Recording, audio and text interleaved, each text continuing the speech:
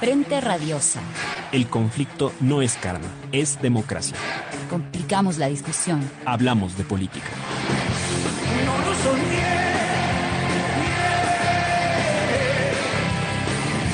Deja que quede el tiburón.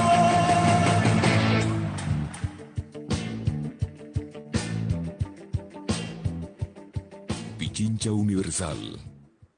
Hola con todos y con todas, bienvenidos nuevamente a Frente Radiosa, un espacio comprometido con debatir y agitar la política. Soy Isabel Díaz y me acompaña en la conducción Yura Serrano. ¿Qué tal, Yura? Hola Isabel, ¿qué tal? Saludamos como todos los viernes a toda la audiencia de Pichincha Universal a través del dial 95.3 FM y 94.5 para el noroccidente de la provincia de Pichincha, así como la señal que llega también a Santo Domingo y parte de las provincias de Esmeraldas y Manabí. Hoy, viernes 23 de abril de 2021, iniciamos Frente Radiosa, porque la política no es karma, sino democracia. Hablamos de frente.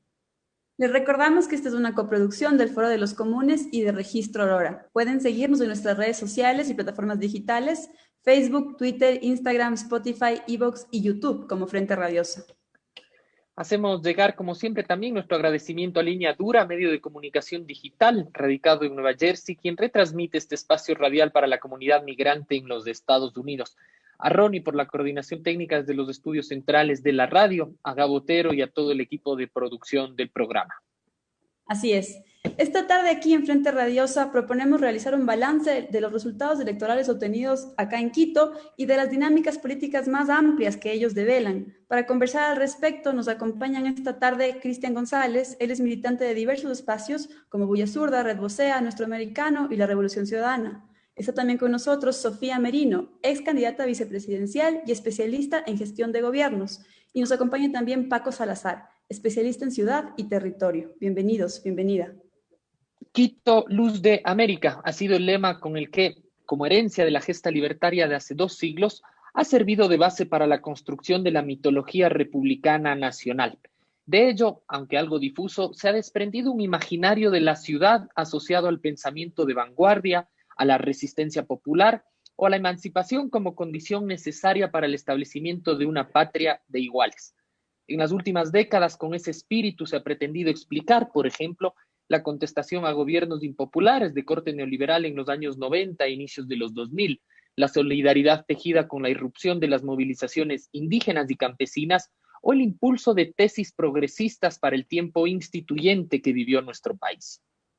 Sin embargo, si ese es el imaginario, lo cierto es que su correspondencia en términos de comportamiento electoral parecería haberse quebrado hace algún tiempo. La votación para la presidencia de la República, por ejemplo, muestra que desde 2013 en Quito, la opción de derecha conservadora ha ganado progresivamente terreno hasta conseguir una brecha de casi 500,000 de votos el 11 de abril pasado. Para el caso de la alcaldía, tras el periodo 2009-2014, en el que triunfó la opción de la Revolución Ciudadana, el resto de elecciones han evidenciado un retroceso de la oferta progresista para la ciudad. El triunfo de Rodas sobre Barrera oxigenó a las élites locales y la llegada luego de Yunda reactivó un desprecio de clase que tiene entrampada a la capital. Pero sin duda, el asunto es más complejo y va más allá de cómo vota la ciudadanía quiteña. La acelerada transformación de la dinámica urbana, las aspiraciones de una clase media cada vez más desafectada de los asuntos colectivos, los límites propios de las opciones progresistas o los efectos de una crisis provocada por el desgobierno del ajuste se presentan como ventana de oportunidad para el despliegue de un ciclo reaccionario que, mientras se siente cómodo conservando el mito de la ilustre rebeldía de la ciudad, usufructúa de un terreno mórbido para proyectar de una nueva promesa neoliberal de alcance nacional.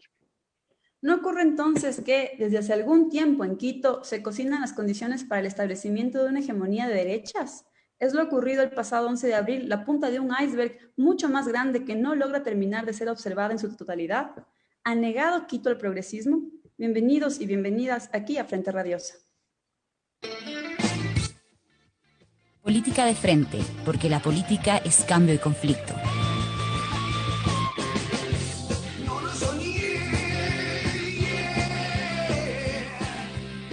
Pichincha Universal. Agradeciendo nuevamente la presencia de nuestros panelistas, empezamos a preguntarles que si conociendo los resultados electorales del 11 de abril y la convulsa situación que atraviesa la ciudad de Quito por el caso Yunda, ¿cómo leemos entonces a Quito hoy día? ¿Hay algún tipo de conexión entre estos hechos? ¿Dónde quedó finalmente el progresismo en Quito? Bienvenida, bienvenidos. Empezamos contigo, Cristian. Hola, buenas noches, Sofía, Isabel, Paco, Yura y a todos quienes nos ven y nos escuchan. Yo parto también, o sea, colocando algunas preguntas, o sea, colocando los verdaderos límites de la opción política en la que nosotros teníamos apuesta. Parto también diciendo si es que es el acumulado de estos esfuerzos que también han hecho los sectores populares. O sea, creo que cuando ves a la luz de los resultados, lo primero que te aboca o apelamos es a ver de que en efecto hay una derrota, que hay una derrota contundente, de que es algo parecido a lo que nos pasó el 2014, que el 2019 también tuvimos complicaciones y que creo que en primera instancia hay una vertiginosa matriz que se ha colocado en el imaginario de toda la ciudadanía y los votantes en específico, que ha sido absorbida y que ha sido asimilada para tener este resultado. Y creo que también equivocaciones propias del mismo bloque popular y de la opción del progresismo en este caso. O sea, creo que no estamos exentos de poder asimilar también que existieron errores, existieron también dificultades que no pudieron ser superadas de manera colectiva. Yo digo, o sea, primero creo que hay que irnos cuestionando qué es el progresismo, cuáles son sus límites, la órbita de la construcción de esta plataforma del frente de frentes. Creo que hay que ir describiendo todo aquello para tener de inicio una idea que no solamente reduzca, sino que y tampoco pretenda simplificar, sino que también promueva la profunda necesidad de cuál es la identidad política que busca Quito y que buscan los quiteños. O sea, yo les digo, solamente termino con este ejemplo. O sea, el Augusto pierde y queda con un inmenso bloque de concejales. La Luisa pierde y queda con un bloque también de 9 concejales. Solamente en esta elección es en donde los asambleístas se reducen al mínimo. Y si tú dices que el progresismo es la expresión desde la socialdemocracia hasta el movimiento plurinacional, entonces en Pichincha y en Quito específicamente hay una representación mayoritaria de ese bloque. Entonces creo que de ahí en mucho creo que hay que empezar cuestionándonos aquello, ¿no? O sea, los límites del progresismo, qué es aquello, cómo están constituidas las fuerzas y la voluntad electoral, cómo se ha concebido en primera instancia. Gracias, Cristian, por esta primera intervención. Trasladamos la interrogante inicial a Sofía, un poco también sobre la base que ha planteado Cristian. ¿Cómo leemos a la ciudad hoy día, Sofía, a través de lo que ha sucedido en las elecciones de segunda vuelta, el comportamiento electoral, también en la agitada coyuntura que atraviesa la municipalidad? ¿En qué lugar queda el progresismo en la ciudad? Bienvenida. Muchas gracias, Yura, Isabel. Un saludo a Cristian, a Paco. Feliz de compartir con ustedes este espacio. Y yo, al igual que Cristian, creo que hay que trasladarnos años y elecciones anteriores. Siempre hemos visto, o los últimos consejos metropolitanos hemos visto un bloque fuerte de lo que llamamos el correísmo. Entonces, yo no podría decirte que el correísmo, o si ustedes lo quieren llamar, más la izquierda está afectada en Quito. Yo creo que lo que nos hace falta es calle, y siempre digo lo mismo. Mientras aquí estamos hablando de ideologías, a la mayoría de gente, el votante, no entiende de progresismo, no entiende de izquierdas. Lo que quieren es que les solucionen sus problemas y están cansados de que les mientan, están cansados de que no les solucionen los servicios básicos. Te estoy hablando netamente de la ciudad. Y yo creo que lo que pasa es que votan por el menos peor, o votan y siguen votando por lo que creen que es un poco más parecido hacia ellos como electores, no sobre un plan, no sobre propuestas serias, y se ve reflejado. Yo no creo que el quiteño votó, el 70% de los quiteños votaron por un neoliberalismo o una derecha. Simplemente votaron porque están cansados de lo que ya han venido teniendo los últimos años, y eso creo que es la respuesta de lo que hoy sucede en la ciudad. ¿Y qué pasa con el alcalde Yunda? Pues es esto, es lo mismo, ¿no? Decidir votar más por quién hizo una buena campaña que por quién sabe de administrar una ciudad. Y creo que hoy nos está pasando factura y lo importante es que creo que los quiteños nos estamos dando cuenta de eso. Quito, con una falta de gobernabilidad e institucionalidad, en donde no existe un consejo capaz de resolver los problemas, no solo el alcalde, el vicealcalde, sino todos los concejales, y en donde la ciudad de más desarrollo, hace 20 años éramos de ejemplo a nivel mundial al lado de Medellín, y hoy estamos de un retroceso gigantesco por la política y el resultado de la política. Así que lo que nos hace falta es de entender las grandes necesidades de los quiteños y qué es lo que buscan al momento de votar. Gracias, Sofía.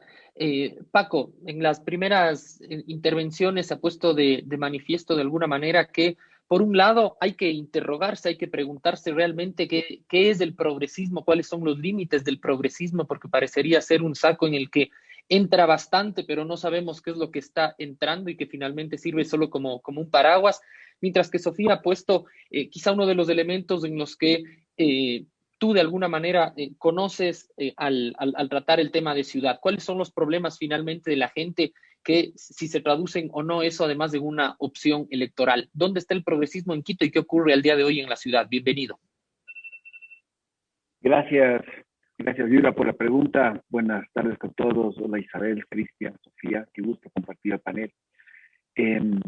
Bueno, creo que es importante un poco establecer ahí las dos canchas, ¿no? Primero la cancha política, en términos de la disputa, que definitivamente yo sí creo que fue ideológica, que ha sido ideológica permanentemente. Y esa disputa es la disputa política. Y la disputa política en Quito estuvo bastante marcada y muy marcada los últimos años con la Revolución Ciudadana. Hay que recordar que el último, por ponerlo en palabras de la última persona de la sierra o de la región de la sierra y en Pichincha que está en el poder es Maguad. Y desde Maguad, que en 1999 son 20 años de ausencia de alguna manera de liderazgos que podríamos llamarles pichinchanos o quiteños en el poder. Esos, los que hubieron, hubo esporádicamente el de Lucio Gutiérrez, que inmediatamente fue cooptado por las mismas élites que cooptaron a Moreno. Hoy lo podemos ver muy claramente cómo se dio esta captura de poder, mientras que la Revolución Ciudadana, durante los 10 años de Rafael Correa, lo que hizo fue sumar muchos de esos cuadros bajo el acuerdo de Montecristi. No nos olvidemos lo que era el acuerdo de Montecristi y lo que eso representó. Representó la suma de muchísimas luchas que se venían dando y que tuvieron la posibilidad de confluir en Montecristi y desde ahí luchar un proyecto nacional. Creo que eso fue lo que se fue perdiendo a lo largo de los años, que debido a estos últimos resultados, donde esas luchas particulares de Montecristi, que en un momento se habían sumado en el proyecto nacional, se vieron dispersas y se encontraron en pequeños nichos que fueron ampliamente captados por la derecha, y en el resultado lo vemos clarísimamente cuando analizamos en todo el país de Pichincha solamente la opción de Arauz solamente logró ganar en 3 parroquias de 68 y con muy, muy poquito margen, ¿no? Entonces creo que el progresismo también es un retorno que se estaba esperando, que la demanda política estaba buscando cooptar ese espacio. Muchos cuadros habían fallado, uno de esos es Rodas, que no logra captar el espacio, y otros de ellos habían quedado licuados o habían desaparecido a lo largo de los años de la Revolución Ciudadana. Creo que Yunda es una tensión que se ha vuelto una tensión más allá de los procesos de corrupción que deberán resolverse en los tribunales, sigue siendo una tensión de manera importante marcada por la clase. ¿Sí? No podemos desconocer ni creer que Quito tiene 2 formas de gobernarse. Una forma de gobernarse como lo ven las élites, que buscaría ser ejemplificadora y de vanguardia, y otra que le corresponde y que curiosamente se le asignan a las clases populares, que no les gustan las élites y es cuando ellas comienzan a ser cuestionadas. Yo creo que lo de Yunda no es un tema tan simple de debatir, que tiene que ver con este resultado, que el mismo comportamiento del Consejo Municipal está aupado por el comportamiento del 11 de abril. Esas son las declaraciones que hacen los gobiernos los concejales de la coalición por Quito, cuando se presentan en televisión y dicen que hay que ser consistentes con el resultado del 11 de abril y por lo tanto es prácticamente un que se vayan todos. Y eso incluye a Jorge Yunda y de alguna manera a unas opciones populares mucho más cercanas a él que a las otras opciones de clase. Creo que por ahí es importante tomar en cuenta la relación de lo nacional con Quito. Gracias, Paco. Quisiera mostrar a colación a octubre. Sabemos que fue el acto movilizatorio más potente del nuevo ciclo y que además tuvo como epicentro, como escenario, la ciudad de Quito.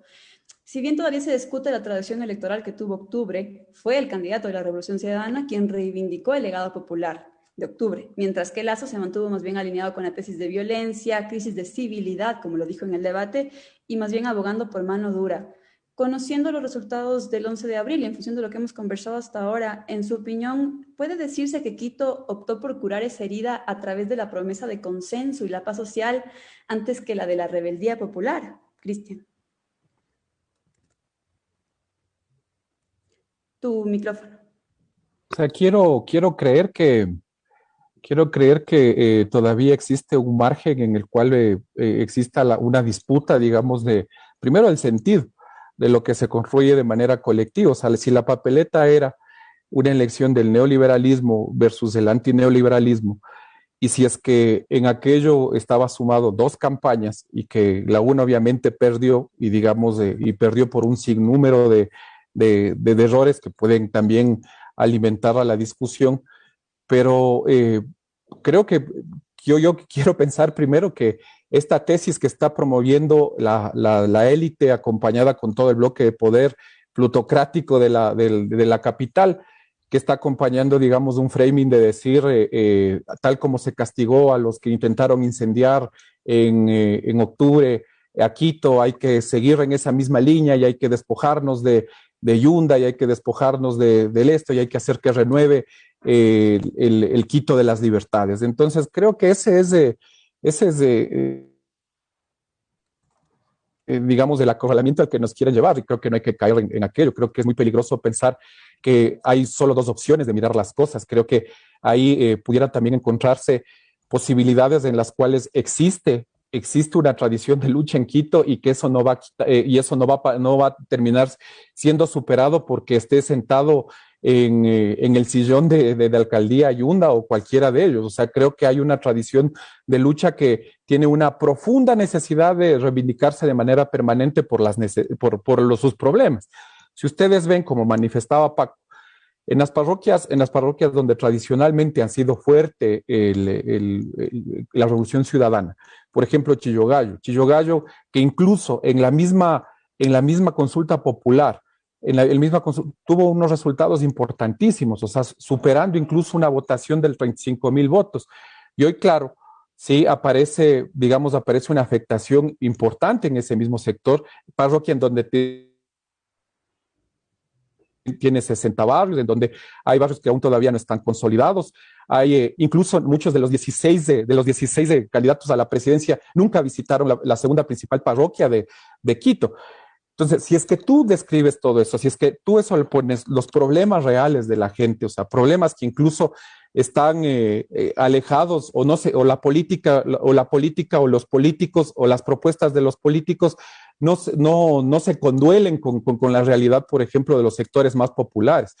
O sea, mientras la gente muera del hambre, mientras la gente no tiene cómo atenderse, mientras la gente le preocupa la migración, la corrupción también, sí, a la gente le pusimos o le embarcamos en una campaña que no se condolía de esa realidad. Entonces, creo que lo de octubre, sí, o sea, creo que lo de octubre, primero si vos haces la pregunta 2 días después del 13 de octubre, la gente estaba de acuerdo con las medidas, ningún quiteño estaba de acuerdo con las medidas, ¿sí? Reconocía la necesidad de parar esas medidas, y creo que eso puede comenzar a desdibujarse de manera maliciosa, ¿no? Tal como lo está haciendo, digamos, actualmente las élites y todo el bloque de poder aquí en Quito. De acuerdo, Cristian, muchas gracias. Sofía, te transmito la misma pregunta que le hacía a Cristian. Y también retomando, tú en tu primera intervención nos decías, Quito no votó por el neoliberalismo, sino que votó por cansancio. ¿Cómo dialoga eso con la experiencia que todos vivimos acá en octubre? ¿Puede decirse que Quito optó por curar más bien la herida o más bien reivindicó esa tradición de lucha a la que hacía alusión Cristian? ¿Cuál es tu lectura? ¿Se ha desdibujado la memoria de octubre en los capitalinos? Para nada, yo creo que lo sucedido en octubre dejó una huella muy importante en la democracia del país. Primero, por la magnitud de las luchas. Soy una respetuosa, totalmente estoy de acuerdo con las luchas de igualdad, pero sí creo que dentro, no hablando de élite, sino dentro de muchos quiteños, se sintió como un agravio a la ciudad, ¿no? Todo lo que pasó. Yo creo que hay que nuevamente sentarnos mucho en lo que pasa en territorio. Yo estuve en campaña, yo estuve en territorio, yo les puedo asegurar que la primera vuelta en la mayoría de los barrios, sobre todo en los barrios más vulnerables de la ciudad y de Pichincha, la gente estaba con el correísmo. ¿Qué pasó después de la segunda vuelta? Es lo que nos tenemos que preguntar. Y les digo porque en territorio todas las personas nos decían la uno, pero algo sucedió después de la segunda vuelta. Entonces tenemos que preguntarnos si en realidad es un tema de progresismo y neoliberalismo, es un tema de que las élites están jugando más hacia que Quito salga adelante. Yo creo que hay que preguntarnos también cuál es la falla que cometió el correísmo dentro de la misma campaña. Es el candidato presidencial que esperaba todo su electorado. Si algo yo admiro mucho del correísmo es las estructuras territoriales que tienen, gente apasionada que cree en la lucha, en la revolución, socialdemócrata, igual en la igualdad de los derechos, y que sale con su camiseta todos los días a las 6 de la tarde a seguir en la lucha, ¿no? Eso pasa en los barrios, eso pasa con los líderes barriales que han trabajado por años en el correísmo. Pero ¿qué sucedió después de la segunda vuelta? Por eso voy más allá nuevamente de las ideologías y de las clases. Yo creo que viene mucho un tema de falla interno del mismo correísmo, ¿no? Dentro de las elecciones. Habrá que analizar cómo estaban en números en primera vuelta y después en segunda vuelta, pero en territorio se sentía mucha confianza hacia el correísmo y un voto seguro hacia el correísmo. Eso también se reflejó en la primera vuelta. Yo creo que lo de octubre es una demostración de tejido social, una demostración de la lucha por la igualdad de los derechos, y es una demostración que nos dan pues grupos, ¿no? Que nosotros los tenemos que tomar en cuenta, pero el momento en que se politizó hacia el correísmo y la derecha, se destruyó. Volvimos a separarnos, volvimos a pelearnos unos contra otros, y esa lucha quedó invisibilizada, ¿no? Para muchos en la ciudad de Quito. De ahí viene también nuevamente si esto es un resultado de lo que pasa en el Consejo Metropolitano, y nuevamente lo es. Lo que pasa en el Consejo Metropolitano sigue siendo este tema de luchas. Hoy es la lucha del bloque correísta con el bloque de la coalición, pero es que ninguno de los dos funciona, porque la ciudad, mientras seguimos hablando nuevamente de ideologías, de bloques, la ciudad no progresa. Tenemos un alcalde que no es alcalde, un vicealcalde que quiere ser alcalde, y unos concejales que se pasan hablando del alcalde y el vicealcalde. Ese es el resumen de lo que pasa en nuestra ciudad. Pero nadie está ahorita proponiendo una ordenanza, nadie está proponiendo un desarrollo de la ciudad sostenible, nadie está hablando de programas sociales, y por eso estamos enfrascados en este debate de los unos contra los otros y no del progreso. Y si hablamos, si hablamos justamente de progresismo, tenemos que hablar de progreso y desarrollo de la ciudad, y eso no pasa, porque nos enfrascamos justamente en el debate más ideológico que de las necesidades de las personas o de entender el porqué de los votos de los electores. Ok, Sofía, muchas gracias. Paco, te transmito la pregunta que hacía Sofía. ¿Qué pasó de la primera a la segunda vuelta? ¿Tienes pistas al respecto? Y también consultarte, tú hacías mención en tu primera intervención sobre las dinámicas de las élites políticas, si se quiere. ¿Crees o coincides con Sofía en que tal vez hay una desconexión entre las disputas que se dan aquí arriba, entre ideologías y las demandas del elector? Y de paso también te coloco la pregunta que le decía a los compañeros, ¿no? ¿Qué rol jugó octubre, si es que alguno, en la forma en la que votaron los quiteños el 11 de abril pasado?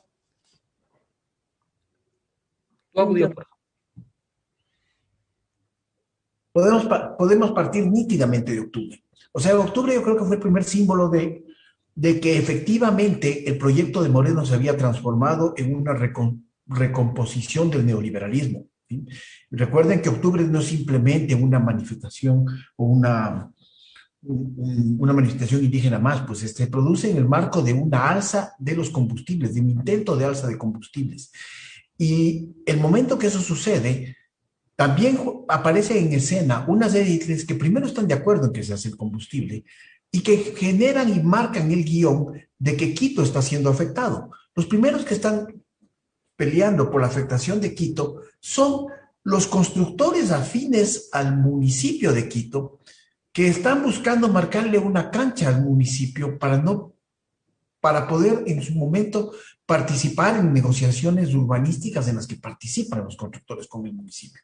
Ellos son los que son la vanguardia que va a salir a decir en las calles que Quito está siendo destruido y afectado. Esa vanguardia está íntimamente conectada a la protección de la ley, a la protección del proyecto de captura de plusvalías y captura de plusvalías que marcó en su momento la Revolución Ciudadana y que luego se dio reto y que Moreno le eliminó. Ahí esa articulación política es la que estuvo en las calles a contramanifestación del 9 de octubre, diciendo que Quito había sido destruido, afectado y por la manifestación de octubre. Entonces yo creo que definitivamente octubre sí marca una cancha política. Ahora, ese discurso fue utilizado inteligentemente y de manera estratégica en la campaña de segunda vuelta. Y fue utilizado a favor de decir, ya no polaricemos, a favor de decir, antes estábamos unidos y ahora estamos divididos. Bueno, hay una muy mala noticia, siempre hemos estado divididos. El Ecuador es un país extremadamente injusto y con unas brechas sociales gigantescas. El problema es que en los últimos 10 años la Revolución Ciudadana le dio un espacio a una voz que no tenía voz y esa fue lo que de alguna manera se vio en las calles. Muchas veces se discute, y eso no coincido con Sofía, de que lo que buscamos es estar unidos. Comunicacionalmente podría suceder, pero el caso Yunda en la alcaldía es eso. Simplemente el proyecto Yunda puede ser que no les guste a otros, a unos o a otros, ¿no? Entonces, no creo que es tan simple aislar del resultado político del 11 de octubre, lo que fue fundamental. Lo que sí creo es que esa tensión que tuvo la ciudad, que fue una tensión es verdad con el movimiento indígena, pero también con las periferias, también con los barrios organizados de las periferias de Quito. Ellos también estuvieron en las calles. Cuando se declaran los toques de queda es por presencia de los barrios de las periferias de Quito. No son las élites. Las élites estaban buscando poner palos y fogatas para que no les invadan sus conjuntos cerrados. En eso estaban. Entonces, no creo que fue un momento estrictamente de violencia construida contra Quito.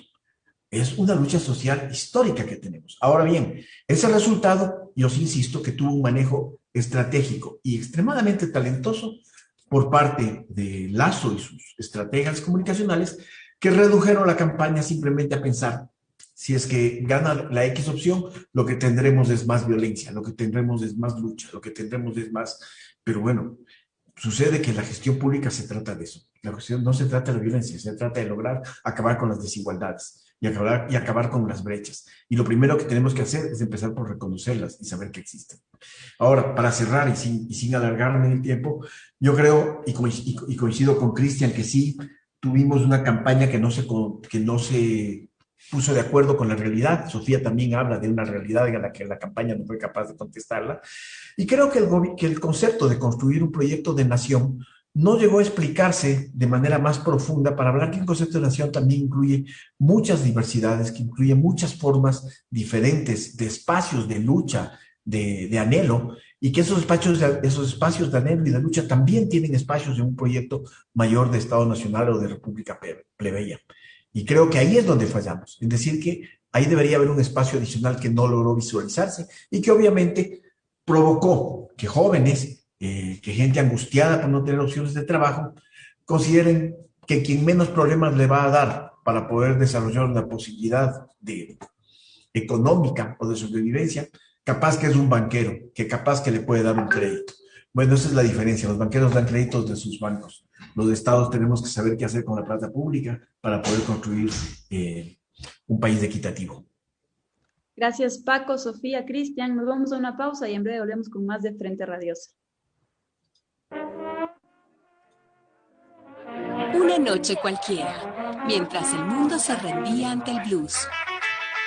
irrumpió una guitarra y la voz del rey. Entonces nació el rock. Fusionando la magia del blues y el rock and roll.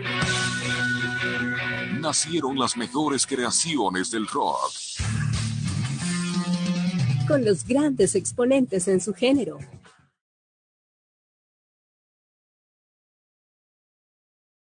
Escuchar Rock FM. Todos los sábados a partir de las 17 horas. Producción Pato Pinos. En la cartelera de Radio Pichincha Universal, el cine, el teatro y las artes escénicas tienen su espacio exclusivo. Entre Telones. Todos los viernes a las 7 de la noche, tomen sus mejores butacas para compartir la magia de los artistas. Una vez me puse una pistola en la sien y me dije, o te rindes o te mato. Me contesté, no me rindo un carajo. Entre Telones, periodismo cultural desde los escenarios. El género musical que siempre vivirá. Como un rayito de luna. Los mejores intérpretes. No te asombres si te digo lo que fuiste. Y los valses tradicionales. Todos los domingos a las 6 de la mañana. Si tú me dices ven, lo dejo todo. No lo soñé. Pichincha Universal. Seguimos con más de Frente Radiosa. Recordamos a nuestra audiencia que nos pueden hacer llegar sus comentarios, inquietudes sobre la temática que discutimos ahora a través de nuestras cuentas en redes sociales, en Twitter, @Frente Radiosa, y en Facebook también como Frente Radiosa. Empezamos este bloque, Cristian, contigo. Hay algunos elementos que se han puesto sobre la mesa. Uno de ellos, digamos, este reconocimiento que se hace desde la Revolución Ciudadana, digamos, desde su militancia, desde sus adeptos, sobre una campaña que quizá no supo conectar con el momento que atravesaba la población. Y Paco reconocía más bien el acierto que tuvo la campaña del otro bando en poder canalizar inclusive un acto potente como lo que significó octubre para, si bien no acumulación particular, al menos para fraccionamiento, es decir, esta cuestión de al menos insertar la duda, la inquietud, la amenaza de se reactiva o no la violencia en una opción política. Con todo esto que se ha discutido, Cristian, ¿se está cocinando en Quito un periodo de construcción hegemónica de derechas que implique acentuar, por un lado, un patrón de acumulación excluyente, que se vulnere el derecho a la ciudad y que se normalicen de alguna manera conductas y relatos particularistas de este reaparecimiento con más frecuencia, por ejemplo, de un desprecio de clase, también de racismo? En campaña fue manifiesto, por ejemplo, la cuestión xenofóbica.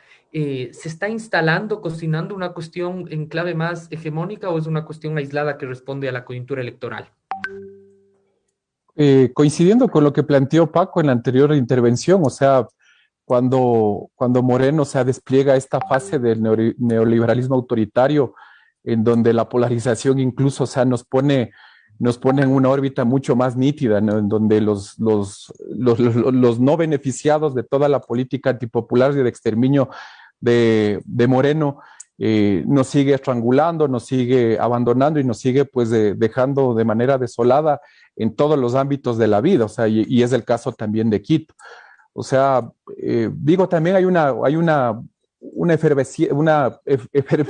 permanente hipocresía de algunos sectores, porque en el primer tramo de la pandemia ustedes recordarán que no había un solo sector político, uno solo, que no aplauda o felicite la gestión de Yunda. O sea, uno solo. O sea, no había ninguno que no diga, wow,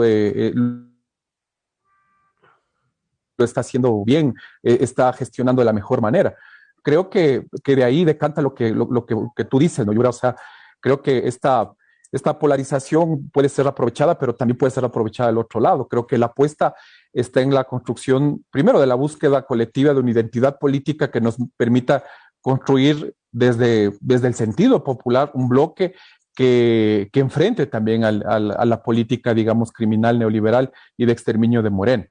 O sea, creo que eso va a ser fundamental en Quito, en los barrios, en los sectores. O sea, yo no me resigno a pensar de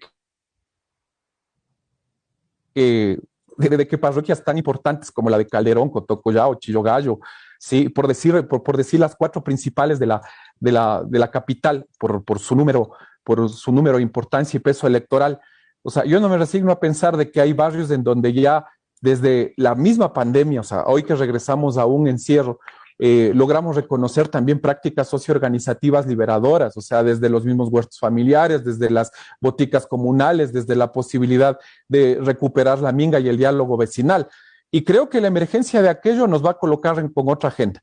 Y esa agenda nos va a permitir también luchar con mayor nitidez. O sea, yo al menos creo que concentraron el odio, lograron colocarle al odio y a la matriz de la persecución en la capital de la República. Sí, o sea, creo que esa fue una de las acciones más importantes de la oposición. Y ahí en ese aterrizaje lograron pues concentrar sus mejores destrezas, ¿no? O sea, ustedes recuerdan qué es lo que colocaron aquí: la desdolarización, la venezolanización, la tiktokización de la política, y el resultado de barbarizar los resultados electorales. Finalmente, lo que han conseguido es un cóctel que se ha sostenido con todo el bloque en el poder. O sea,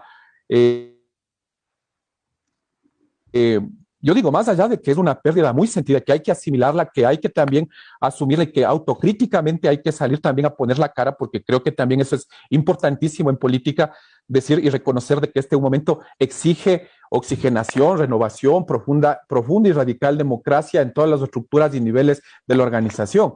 O sea, todo eso es verdad, pero también es verdad que pues hay una vigencia de esta vibra, de esto que está arraigado en todos los barrios populares. O sea, no hay un solo barrio, no hay un solo sector, desde Las Garzotas, desde Huarcay,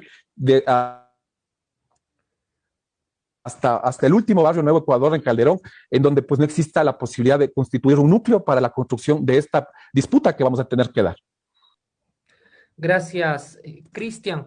Sofía, hay un interrogante que queríamos hacerte llegar también, porque que hemos recibido desde nuestras redes sociales, y nos plantean, posterior a la primera vuelta, tú con un conjunto de otras candidatas en ese entonces a la vicepresidencia firmaron lo que constituían una tercera vía de gobernabilidad, en la que buscaban plantear un conjunto de temáticas, pero que fundamentalmente fue leída como de alguna manera la superación del clivaje, de la fractura correísmo-anticorreísmo, tratando de, digamos, sostener esta posibilidad de más consensual de la política.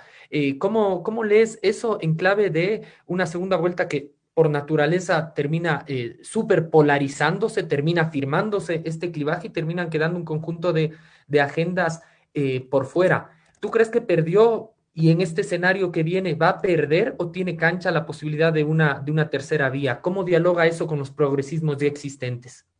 Mira, Yura, primero, muchas cosas que decir después de escucharlos a mis compañeros en el panel. La tercera vía se creó con un objetivo que es justamente dar el ejemplo de que se puede llegar a acuerdos a pesar de tener otras ideologías, otras banderas y otros colores, ¿no? Otras luchas. Y yo creo que este fue el ejemplo de 5 ex vicepresidentas, muchas de distintos partidos políticos, otras ciudadanas que decidimos hacerlos para exigir transparencia y gobernabilidad. Yo creo que parte de llegar a acuerdos es poder tener una gobernabilidad que tanto necesita el país y las ciudades, no hablo de Quito y Ecuador. Este es el fin y el objetivo de la tercera vía, dar este ejemplo. Yo creo que esta tercera vía siempre tendrá oportunidad de proponer y de ser veedor. Ese también es el objetivo de la tercera vía. No sabemos cuánto espacio nos dé el nuevo gobierno nacional, no lo sabemos. Y tampoco cuánto espacio nos hubiese dado si hubiese ganado Andrés Arauz, tampoco te lo puedo decir. Lo que sí te puedo decir es que mientras nosotros seguimos en este debate hay que proponer, hay que estar y hay que seguir siendo estos líderes de opinión con propuestas y veedoras del siguiente gobierno, y eso es lo que haremos. Cuando plantean el tema de fraccionamiento social, que como dice Paco, siempre ha existido mientras existan brechas sociales y pues mientras no se haga nada existirán. Yo creo que hay que plantearse también algunos temas. Primero, el morenismo. Cristian lo decía, ¿no? Este morenismo que vino más a dividir, pero hace 4 años teníamos un Rafael Correa pidiendo que voten por el morenismo, pidiendo que voten por Moreno. Entonces también tenemos que preguntarnos si la gente sabe o no sabe de dónde viene el morenismo. La gente nuevamente en las calles y en los barrios no cree o no conoce lo que muchos quisieron intentar decir que Lasso es moreno, o que desde el otro lado decían que Arauz es moreno, ¿no? Entonces yo creo que esta fue una gran falla del correísmo y que vino arrastrándose hasta estas elecciones. Y otra gran falla, y nuevamente es a lo que voy, con el tema de las ideologías. Hablamos de que las izquierdas perdieron contra las derechas, pero yo les doy el caso del sur de Quito que ha sido bastión del correísmo por años, en donde les gana la izquierda democrática. Entonces no es solo un tema de izquierdas y derechas, sino que es un tema también de que han existido muchos errores, que el electorado ya no cala con ese mensaje y que eso es lo que hay que resolver. Es decir, tal vez el hablar de estas luchas sociales, de que las élites van en contra de los pobres, de que los pobres se tienen que identificar con los pobres, ya no es el mensaje. Lo que quieren es que solucionen sus grandes problemas. Y también ver cuáles son los representantes hoy por hoy de la Revolución Ciudadana, quiénes son las caras de la Revolución Ciudadana, si por lo general han tenido gente muy respetable, quienes hoy están frenteando esto, ¿no? Más allá de tener esta confianza con el líder máximo que es Rafael Correa o esta lealtad, creo que lo responsable en la política es proponer candidatos que entiendan de política pública, de administración, en caso de los concejales de ordenanzas, de ciudad, en caso de los alcaldes que entiendan de cómo administrar también la ciudad.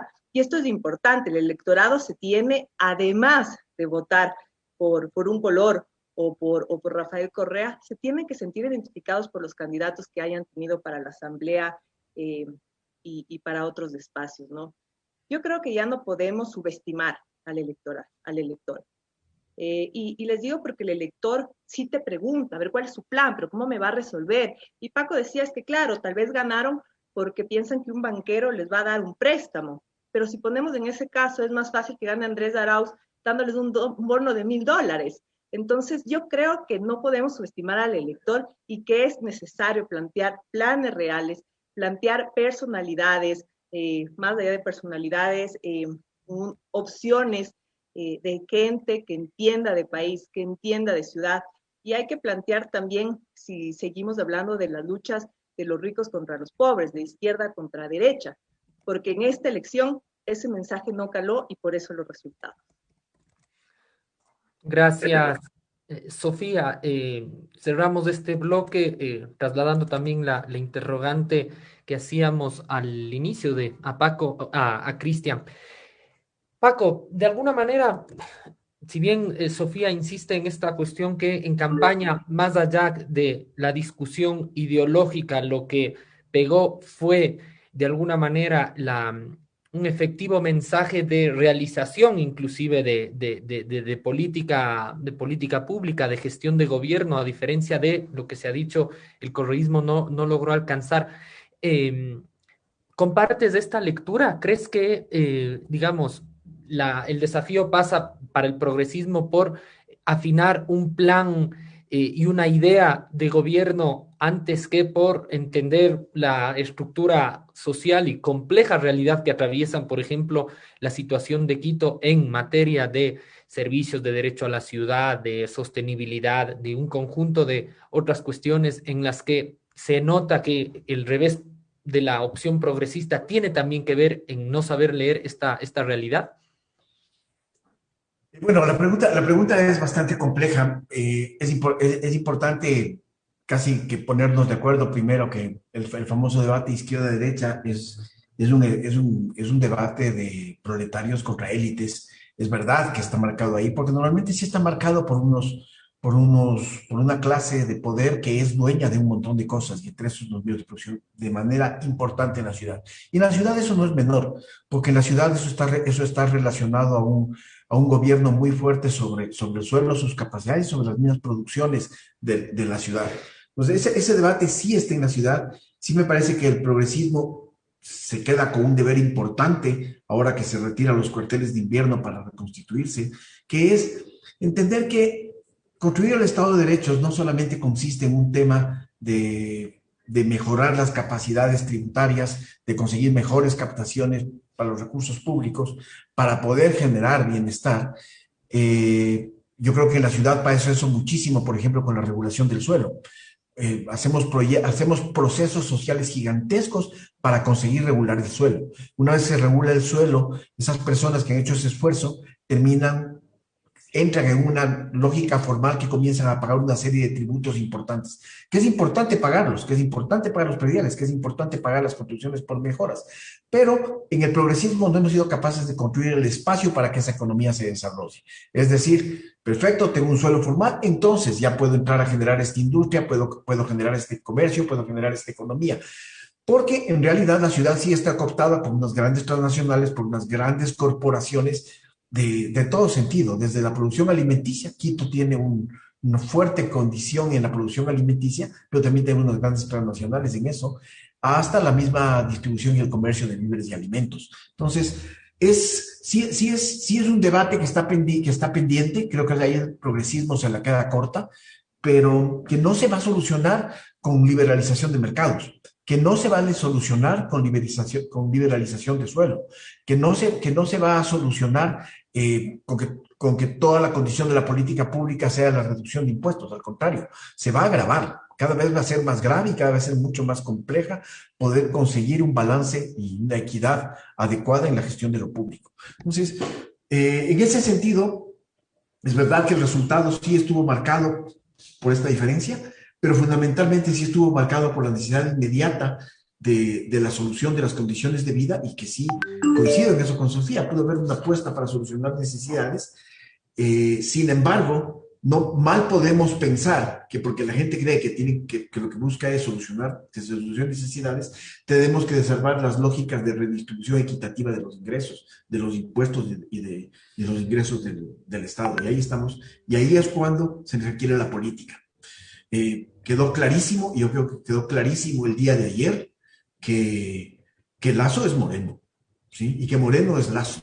El día de ayer, lo poco que queda de lo que en su momento fue la bancada de la RC, votó a favor posiblemente de unos proyectos más complejos para la economía de los próximos 4 años. ¿Sí? Vamos a tener una complejidad absoluta después de que se aprobó esa mal llamada Ley de Defensa de la Dolarización. Y eso lo acaba de hacer, y se tomaron esas decisiones, y así sucedió con la Asamblea, porque efectivamente ganó Lasso y porque efectivamente Moreno lo propuso. Entonces, este momento, discutir sobre la paternidad de Moreno es como un poquito anacrónico. Yo creo que está clarísimo quién es el padre de Moreno, y creo que ese resultado se lo vio en las elecciones y lo vamos a ver en el sufrimiento de los ecuatorianos de los próximos años. Gracias, Paco. Cristian, vuelvo con algo que tú mencionabas en tu intervención anterior. Decías que se concentró el odio en la capital, que se evidenciaron sedimentos conservadores, pero que finalmente también hay dinámicas locales en barrios populares que develan energías transformadoras. Y en función de eso, quisiera preguntarte, en tu opinión, ¿cuáles son las disputas, las acciones, las agendas que tienen que librar los progresismos, las opciones populares acá en Quito para el siglo que se viene, en donde habrá un gobierno nacional de derecha y además una alcaldía que, por decirlo menos, tambalea? O sea, creo que con mucha nitidez hay iniciativas organizativas a lo largo y ancho de la ciudad que nos permiten repensar, o sea, tanto lo que Paco de manera muy, muy oportuna lo explica, el derecho a la ciudad, o sea, desde la exclusión, o sea, yo hago referencia incluso un poco sobre el sueño del gobierno del barrio cuando Atucucho pues inauguró su primer banco del barrio. O sea, una de las cosas que a nosotros desde la vida cooperativa nos alimentaba de muchas ilusiones. O sea, y creo que ahora no es que tenemos que incluso precarizar la condición de lucha, ni mucho menos apocar la capacidad del bloque popular. Yo lo que creo es que ahora hay que juntar, ahora sí, todas las luchas, porque la coincidencia real que vamos a tener los sectores populares van a ser el nivel de crueldad que que va a desatar el gobierno de Lasso, ¿no? O sea, yo creo que el allanamiento de este tramo del camino básicamente lo que hace es buscarle condiciones de gobernabilidad. O sea, me parece a mí que lo que va a pasar consiguiente es ir atrás de la cabeza no solamente del alcalde, sino también que van a ir atrás de la cabeza de la prefecta, atrás de la cabeza de algunos otros compañeros y compañeras que no estén en el beneplácito de la línea de gobierno. Entonces creo que lejos de pensar de que este consenso de clase que nos está proponiendo el gobierno de Lasso, simplemente a mí me parece que es la primera etapa del gobierno de Moreno, sí, que fue este diálogo disfrazado de la implementación de un neoliberalismo autoritario. Así que creo que la apuesta es darle profundidad a la organización. O sea, creo que sí hay que abandonar a veces las bizantinas discusiones, y creo que sí hay que, como ahí coincido mucho con Sofía, hay que ponerle mucha calle a la organización, mucho pueblo a la organización, mucho pueblo a las dirigencias. Hay que, o sea, replantearnos incluso la construcción de los organismos de base para pues tener un sentido de disputa mucho más profundo. O sea, ahí están las herramientas incluso consabidas y consagradas en la Constitución de la República que no han sido utilizadas, como la Asamblea Plurinacional, los consejos ciudadanos sectoriales, las asambleas locales de planificación, la silla vacía y N cantidad de herramientas que deberán ser activadas por el bloque popular para resistir al exterminio y para sobrevivir a la posibilidad de presentarle una alternativa colectiva. O sea, no creo que esto excluya lo uno a lo otro. O sea, creo que esto es apenas la posibilidad de alimentar y fortalecer un sector que se va a tener que empatar más adelante con otros sectores democráticos y patrióticos para defender la vida, para recuperar la ciudad, la provincia y el país. Gracias, Cristian. Sofía, te presento la misma pregunta sobre los horizontes, ¿no? ¿Cuáles son las disputas, las agendas que tenemos que sostener los progresismos, las opciones populares acá en Quito de cara a lo que se viene? Se nos acaba ya el programa, así que les pido que sean concisos. 2 minutos, por favor. Al igual que Cristian, yo creo que las luchas, vivir en comunidad, el tejido social es lo que va a lograr que el progresismo salga adelante. Pero nuevamente, no podemos personificar al progresismo, es decir, un progresismo con un ejemplo de alcalde que por más que sea progresista, no funciona. Estamos hablando de un alcalde que no tiene una visión de ciudad, que tiene parado la obra más grande de la ciudad, que no funciona porque nunca se pensó en la operatividad, tal vez Paco lo podrá decir más técnicamente, pero una ciudad que no está funcionando, una ciudad con barrios, que si vamos a enfocarnos en los barrios más pobres, que no tienen identidad de barrio, que no generan desarrollo económico, que no funciona el sistema recolector de basura, una ciudad que no funciona. Entonces, nuevamente, más allá del progresismo y las ideologías, de que las élites vayan atrás de uno, de que de los progresistas vayan atrás de la élite, es que quienes hoy por hoy son cabezas no funcionan, mientras que otros sí. Yo ayer tuve un ejemplo muy bueno con la prefectura de Pichincha, que me atendieron en un segundo. Cuando las cosas funcionan, funcionan. Pero hoy los quiteños, hoy los ciudadanos de Quito quieren que les solucionen sus problemas más grandes. Oportunidad, seguridad, poder tener desarrollo económico a través del barrio, un sistema integrado de movilidad con un metro que se conecte, que claro, que parece utopía y parecen sueños, pero que tienen que funcionar. Rodas, lo único bueno que hizo fue escribir un libro que se llamaba Quito Visión al 2030 con un tema de planificación territorial. Lo único bueno, pero quedó en papel. Pero hoy por hoy la administración no tiene una visión, entonces es más allá de quién se le quiere sacar y a quién no. Yo siempre he dicho, si un alcalde le va bien, a la ciudad le va bien. Yo no creo que la respuesta de sacar un alcalde, que suba un alcalde, que le baje el alcalde, sea la solución para Quito.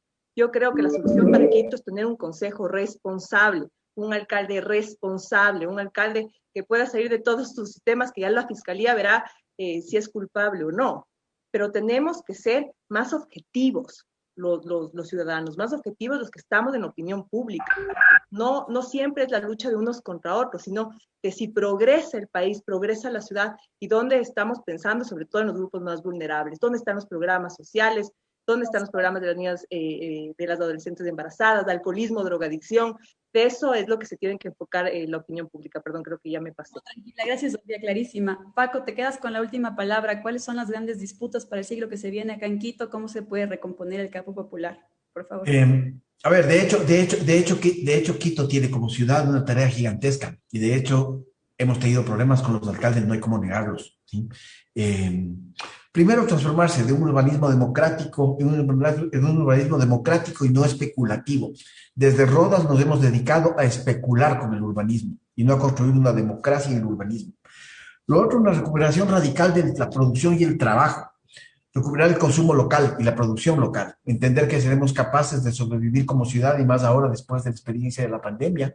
De entender que el consumo local, la señora a la que le vas a comprar los alimentos en la esquina de tu casa, es a quien le tienes que comprar, al mercado barrial. Entender y recuperar al barrio como una organización política de base. Fundamental. Nuestros barrios están organizados, existe organización barrial, pero esa organización barrial está luchando por unos mínimos. Lucha un adoquinado, lucha una iluminación. Es momento de que esa organización sea capaz de gobernar una ciudad. Si no, vamos a seguir siendo gobernados por las transnacionales inmobiliarias o vamos a seguir siendo gobernados por la idea del aristócrata de turno.